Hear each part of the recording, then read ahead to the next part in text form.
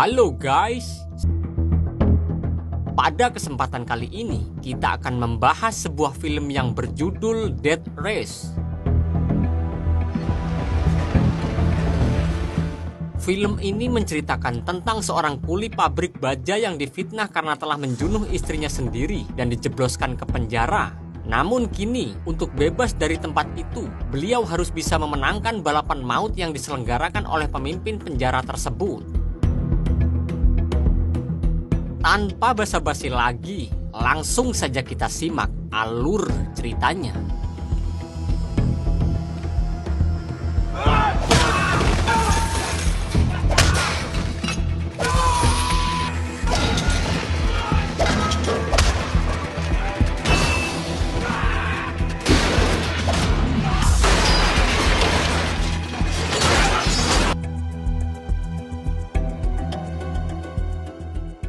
Film diawali dengan diperlihatkannya 3 mobil yang sedang kebut-kebutan di sebuah lokasi yang mirip pelabuhan.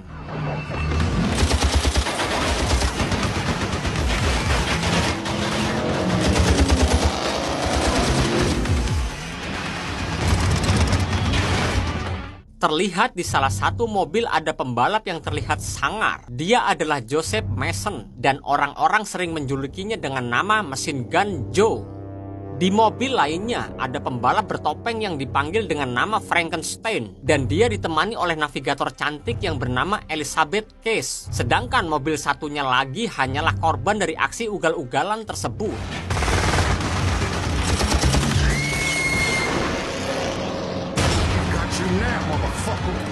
Joe tidak henti-hentinya menembaki mobil Frank, namun Frank tidak mau menyerah begitu saja dan lalu meminta Case untuk melepaskan senjata pertahanan mereka. Tetapi ternyata semuanya sudah terpakai.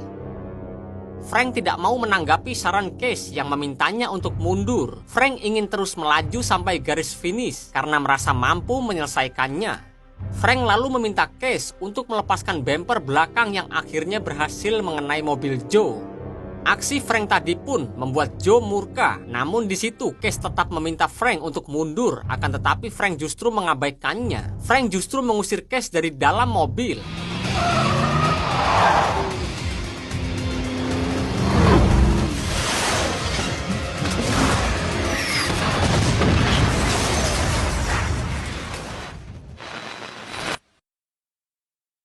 Di tempat lain, terlihat seorang kuli pabrik baja dan juga merupakan seorang mantan narapidana yang bernama Jensen Ames. Karena krisis ekonomi, pabrik ini akan ditutup dan para kuli itu harus mencari pekerjaan lain. Dan hari ini adalah hari terakhir mereka bekerja dan mendapatkan gaji. Jensen menerima gajinya secara tunai yang dipotong biaya administrasi karena tidak mau menggunakan cek, dan hal ini pun membuatnya sangat kesal. Tidak lama kemudian, tim SWAT datang dan mereka mulai menertibkan para pekerja di situ.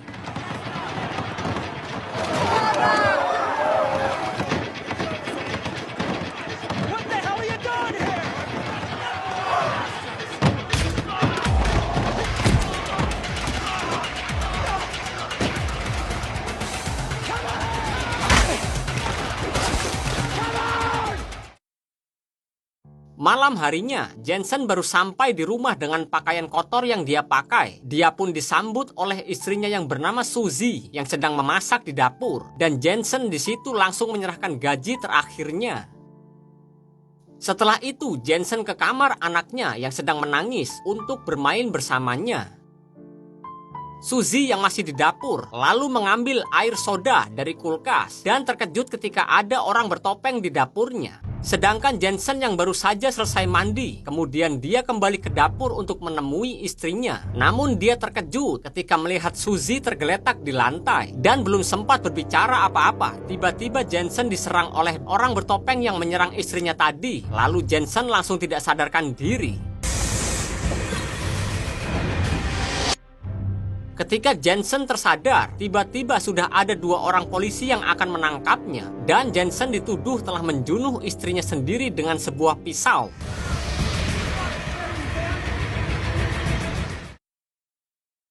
Enam bulan kemudian, di malam Natal yang diguyur hujan deras, Jensen dibawa ke lapas khusus yang berada di tengah laut yang dinamakan dengan Terminal Island Prison.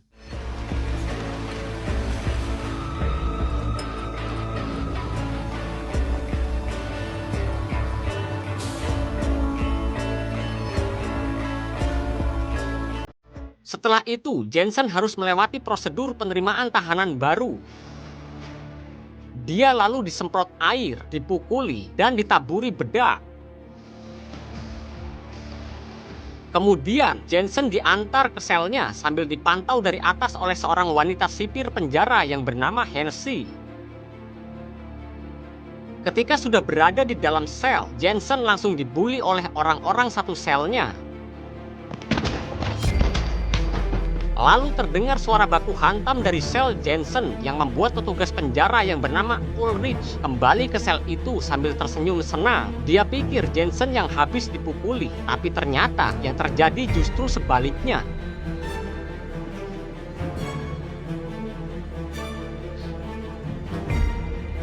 Ketika di kantin penjara, 3 tahanan sedang merebutkan bubur gandum yang menjadi menu hari ini. Salah satu dari mereka yang biasa dipanggil dengan sebutan coach kemudian bertanya pada anggota timnya yang bernama Liz tentang siapa Jensen ini. Menurut Liz yang isi otaknya dipenuhi dengan data selayaknya komputer bahwa Jensen dahulu adalah pembalap yang handal. Sementara itu, Jensen di situ dihampiri oleh pria botak yang berusaha mengancamnya.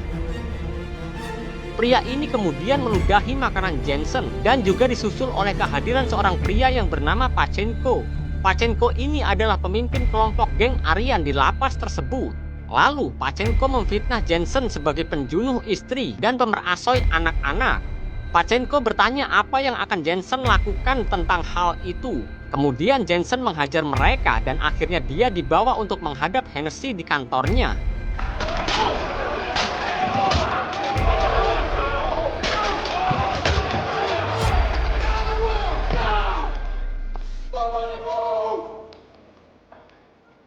Di situ, Hennessy mengancam Jensen bahwa dirinya akan menahannya di sel terpisah. Namun setelah melihat data milik Jensen, Hennessy menawarkannya sebagai pengganti Frank di perlombaan balapan maut yang bernama Death Race. Awalnya, Jensen menolak, namun dia terpaksa menerimanya setelah Hennessy memberikan penawaran yang menggiurkan bagi semua tahanan termasuk Jensen sendiri, yaitu kebebasan.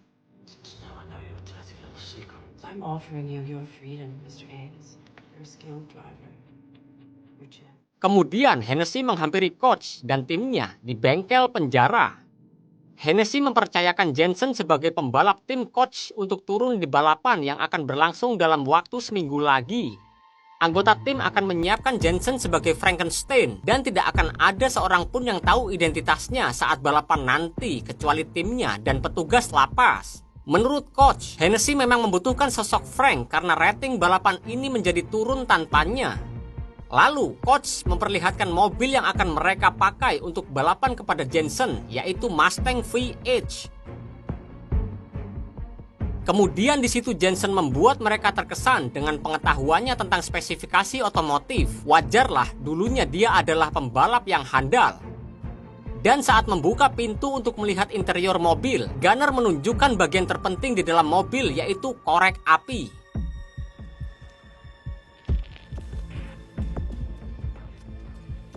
Kemudian coach dan timnya menjelaskan peraturan balapan serta para pesaing Jensen di arena balap nanti.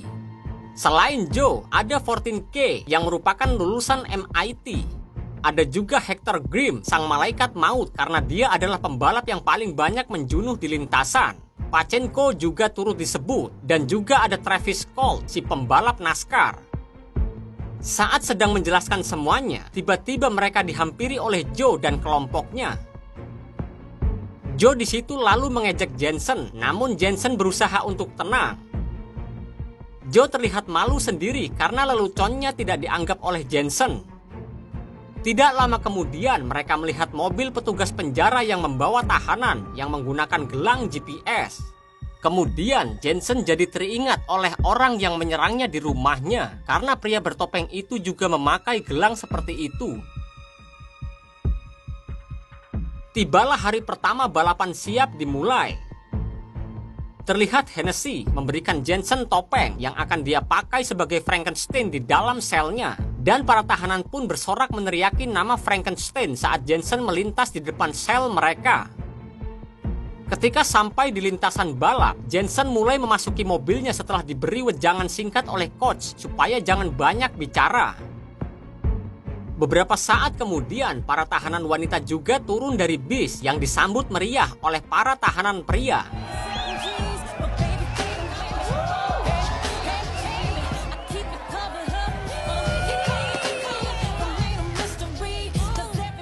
Lalu terlihat salah satu yang turun dari bis adalah Case yang berjalan menuju mobil Jensen.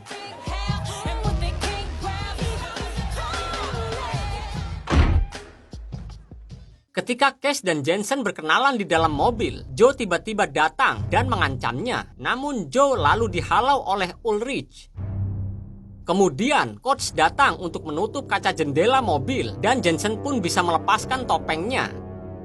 Case yang melihatnya pun dibuat terpana ketika melihat wajah Frank ini, dan Jensen hanya membalasnya dengan ekspresi dinginnya. Sementara di ruang kontrol, Hennessy memulai acara siaran langsung balapan tersebut. Dia merasa senang ketika melihat jumlah penonton yang meningkat seiring kembalinya Frank ke arena balapan. To 45 million viewers today. Sementara itu, di dalam mobil, Jensen bertanya kepada Case tentang kejahatan yang membuatnya dipenjara.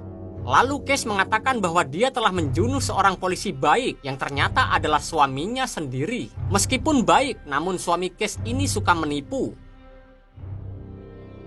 Balapan pun akhirnya segera dimulai. Masing-masing pembalap mulai menyalakan mesin mobilnya sambil mengatur nafas, menunggu lampu hijau.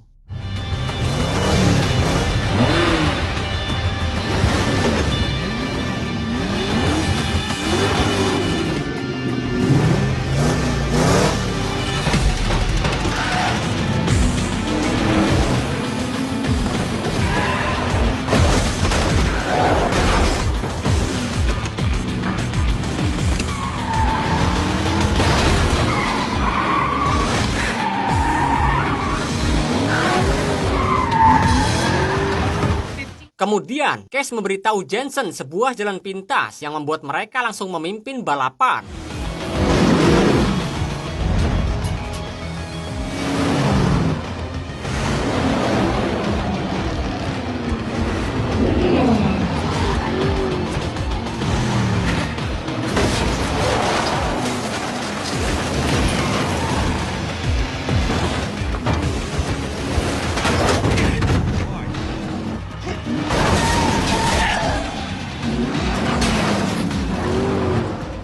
Case lalu menunjukkan sebuah jalan pintas lainnya. Sementara itu, Hennessy mulai mengaktifkan persenjataan.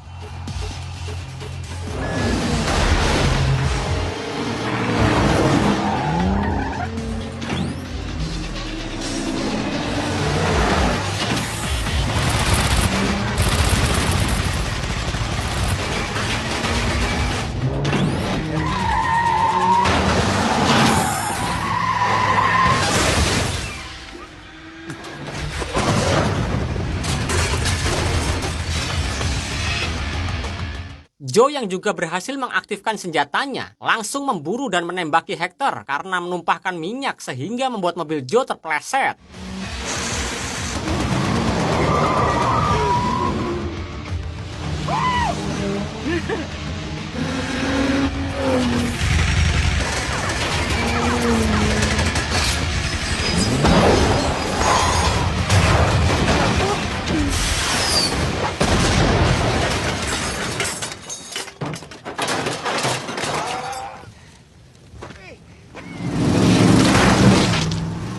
Sementara itu, Jensen berhasil mengaktifkan senjatanya. Namun ketika hendak ditembakkan, senapan otomatis tersebut justru macet. Dan Case mempunyai inisiatif untuk keluar dari jendela dan memukul senapan itu dengan sebuah besi. Hingga mereka ditembaki oleh pembalap lainnya.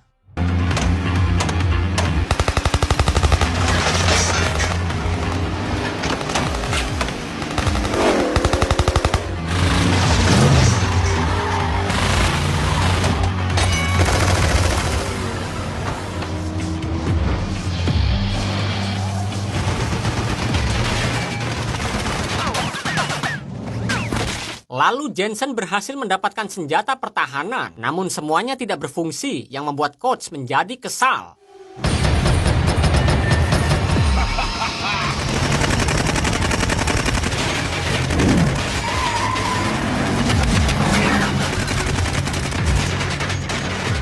Jensen lalu meminta Case untuk melepas napalm dan meminta untuk duduk di pangkuannya. Remember me, motherfucker!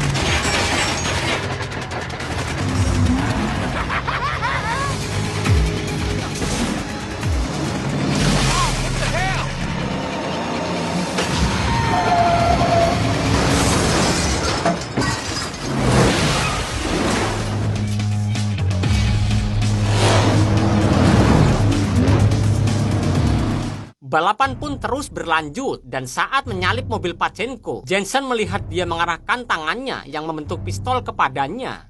Seketika itu juga gerakan Pachenko itu mengingatkannya pada sosok pria bertopeng yang telah menjunuh istrinya. Lalu Jensen kehilangan fokus dan mobilnya ditabrak oleh Joe dari samping.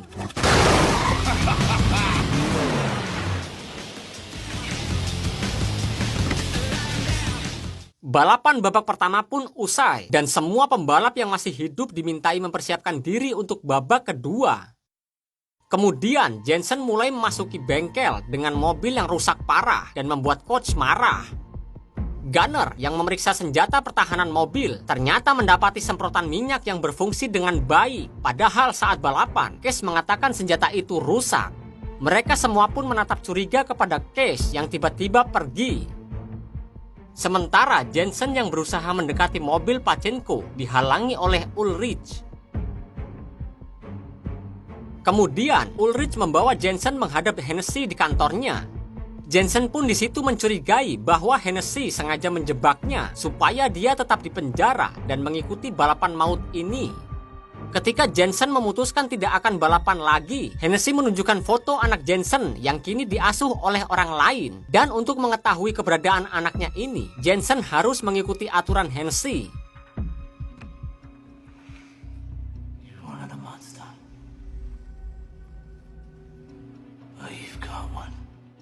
Ketika Jensen berada di lapangan penjara, Jensen sedang menatap foto anaknya yang dia ambil dari meja Hennessy.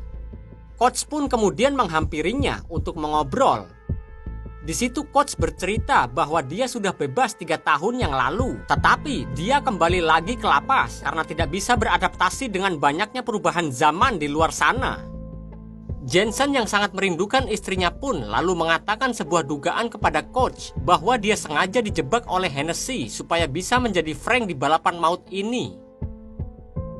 Malam harinya, terlihat Joe melakukan ritual khusus dengan melukai dirinya sendiri di dalam selnya. Dia melakukan hal ini setiap kali setelah melakukan pembunuhan.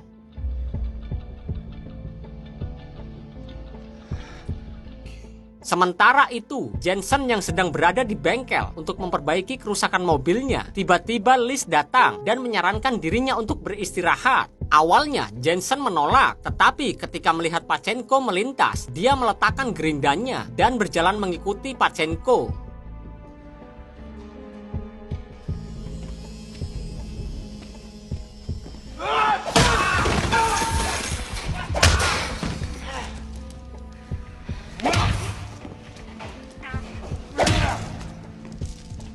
Lalu Jensen di situ menuduh Pachenko sebagai pembunuh istrinya dan Pachenko yang marah karena menganggap Jensen tidak menghormati kelompoknya itu. Dia pun hendak memukul kepala Jensen dengan kunci monyet raksasa.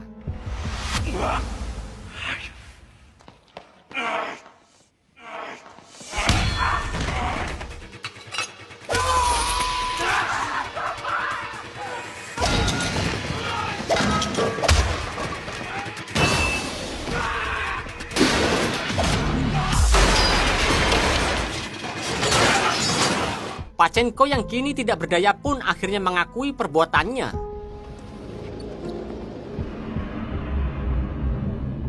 Namun saat Jensen hendak menghabisinya, dia keburu disetrum oleh Ulrich dan tidak sadarkan diri.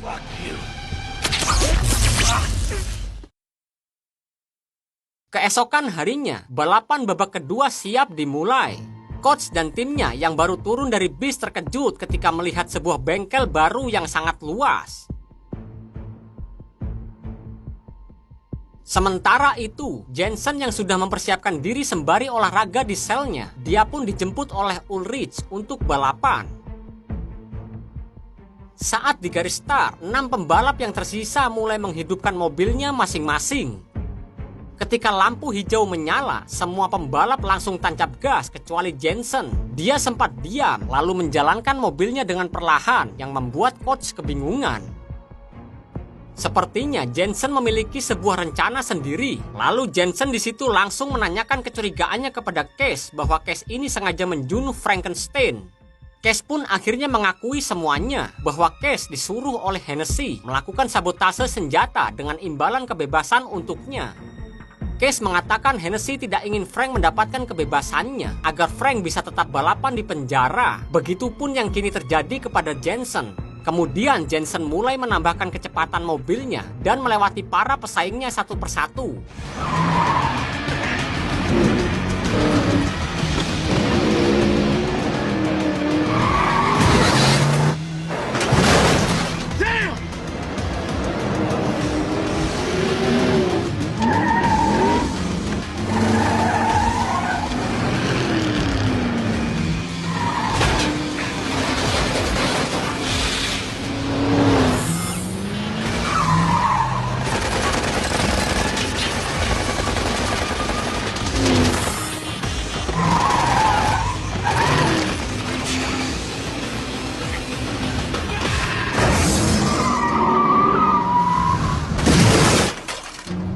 Setelah melihat mobil Pachenko terbalik, Jensen langsung menghentikan mobilnya dan membiarkan pembalap lain melewatinya.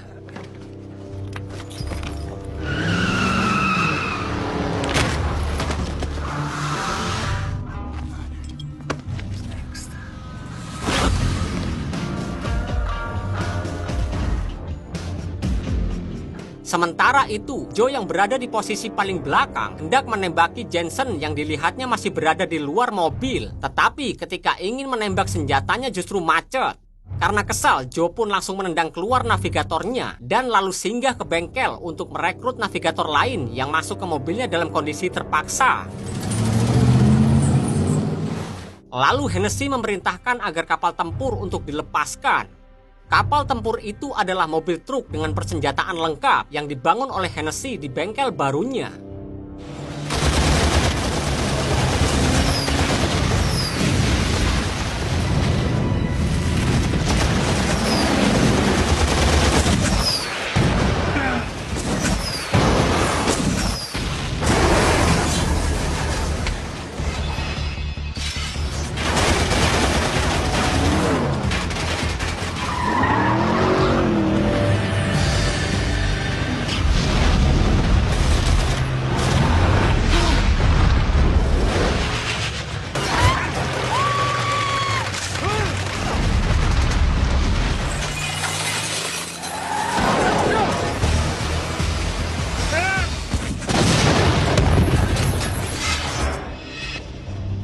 Jensen lalu berkomunikasi dengan Joe dan mengajaknya agar bekerja sama untuk melakukan pertahanan demi mengalahkan kapal tempur tersebut, dan Joe pun menyetujuinya.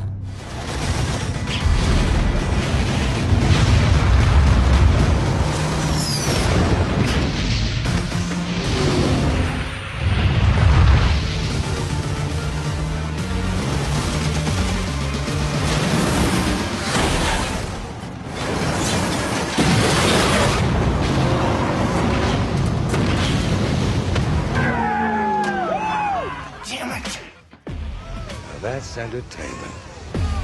Saat kembalinya Jensen dan juga Joe ke dalam sel, mereka disambut meriah oleh para tahanan seolah-olah mereka adalah sosok pahlawan. Malam harinya, ketika di bengkel, Jensen dikejutkan dengan kedatangan Joe. Joe di situ mencurigainya bahwa dia sebenarnya adalah Frankenstein. Namun kecurigaannya tersebut dielak dengan santai oleh Jensen. Let's roll.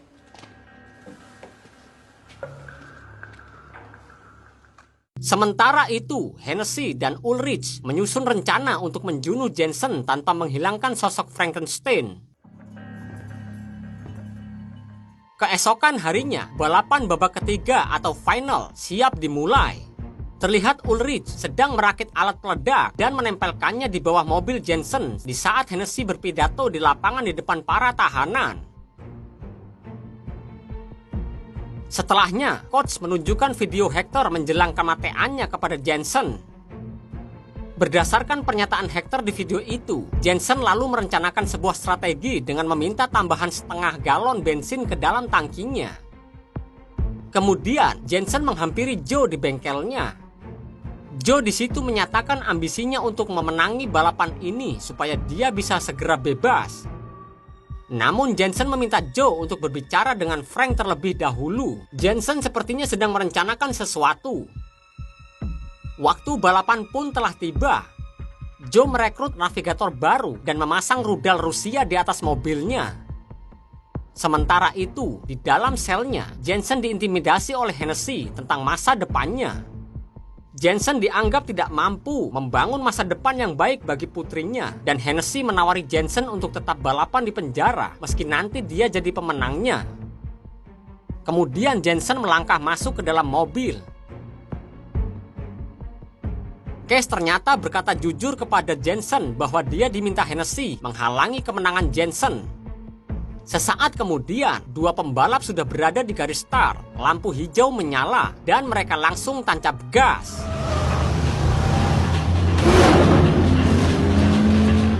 Ulrich berbuat licik dengan melakukan sabotase senjata Jensen, namun mengaktifkannya untuk Joe. Akibatnya, Joe menembaki mobil Jensen.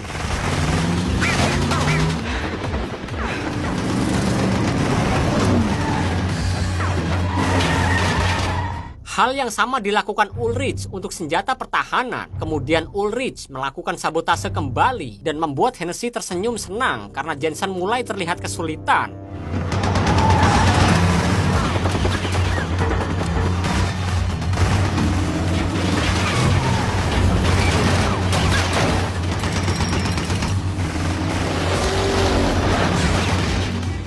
Jensen lalu meminta Case untuk melepaskan Tombstone.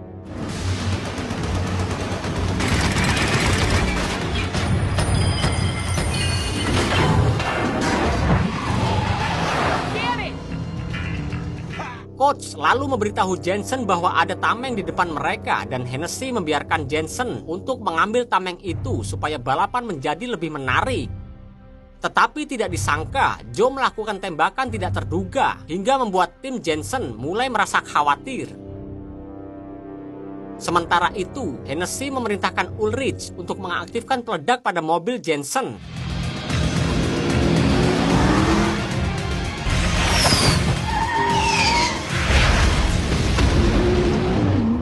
Ternyata tembakan rudal tadi telah meledakkan benteng lapas dan Jensen menancap gas mobilnya keluar menuju jembatan. Hennessy dan Ulrich mulai panik ketika melihat Jensen dan Joe melarikan diri di saat balapan sedang mencapai jumlah penonton terbanyak. Dan karena hal itu, Hennessy meminta agar siaran langsung dihentikan saja dan mengerahkan pasukan untuk melakukan pengejaran.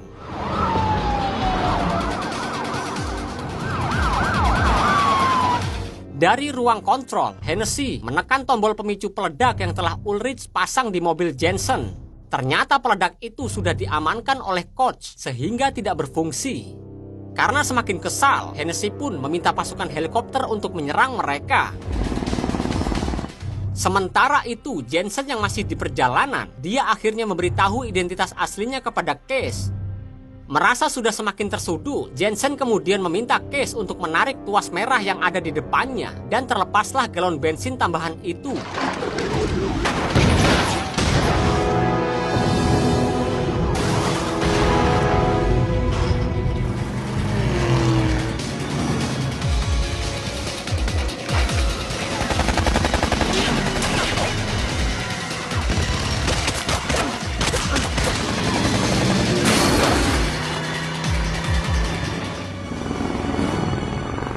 Jensen kemudian memberikan isyarat kepada Joe dan mereka pun berpencar. Hennessy pun lalu memberikan pilot helikopter instruksi untuk terus mengikuti Jensen. Dan setelah memastikan Case siap untuk meneruskan rencana ini, Jensen pun melompat dari mobil, di mana kini Case yang berada di mobil menggantikan Jensen.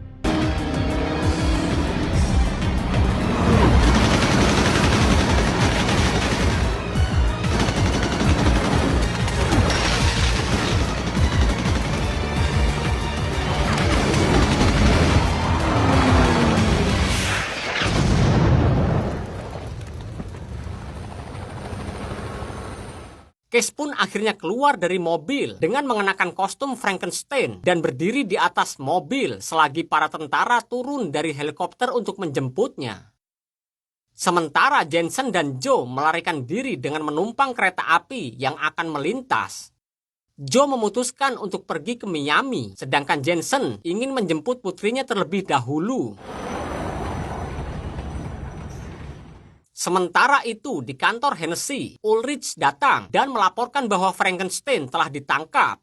Karena hal tersebut, jumlah penonton pun melewati rekor dan dia mendapatkan hadiah. Dan dengan angkuhnya, Hennessy pun langsung membuka kado tersebut yang ternyata adalah sebuah peledak yang coach kirim untuknya. 6 bulan kemudian, Joe dan Jensen membuka bengkel sendiri. Dari kejauhan terlihat ada sebuah mobil Mustang mendekat ke arah mereka. Ternyata pemiliknya adalah Case yang datang mengunjungi mereka. Jensen pun lalu memperkenalkan putrinya kepada Case sebagai wanita yang disukainya. Kemudian film pun berakhir.